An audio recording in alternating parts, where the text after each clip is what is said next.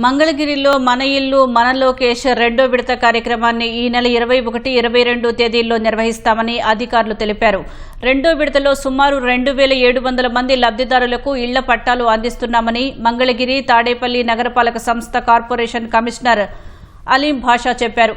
GOMS number 30 ప్రకారం 150 చదరపు గజాల కంటే తక్కువ విస్తీర్ణం స్థలంలో ఉంటున్న సుమారు 1000 మందికి సీడ్ యాక్సిస్ రోడ్డు నిర్మాణంలో ఇల్లు కోల్పోయిన 81 మందికి, 22A నిషేధిత భూముల్లో ఉంటున్న 1622 మందికి ఈ నెల 21న మంత్రి లోకేష్ ఇళ్ల పట్టాలు పంపిణీ చేయనున్నారని వెల్లడించారు.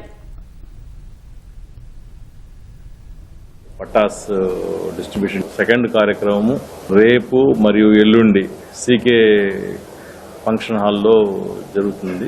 మంగళగిరి పట్టణంలో ముఖ్యంగా కొత్తపేట, గండాలయపేట, ద్వారకానగర్, ఇందిరానగర్ ఈ ప్రాంతము గతంలో 22Aలో ఉండేది, ప్రభుత్వ భూమి జాబితాలో ఉండేది.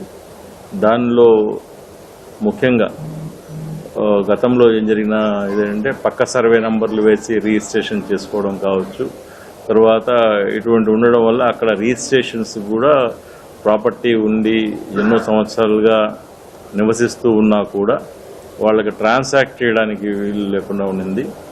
దాన్ని దృష్టిలో పెట్టుకొని మంత్రివర్యులు దీన్ని కలెక్టర్ గారితో మాట్లాడి దీన్ని 22 ప్రభుత్వానికి నివేదించి 22A నుంచి డిలీట్ చేయడం జరిగింది. ఇవన్నీ సర్వే చేసిన తర్వాత మనం దీన్ని కంప్యూటరైజ్ చేసి మనకు ఆన్లైన్లో మొత్తం కూడా ఈ పొజిషన్ సర్టిఫికేట్ అనేది మనం ఎస్టాబ్లిష్ చేయడం జరిగింది.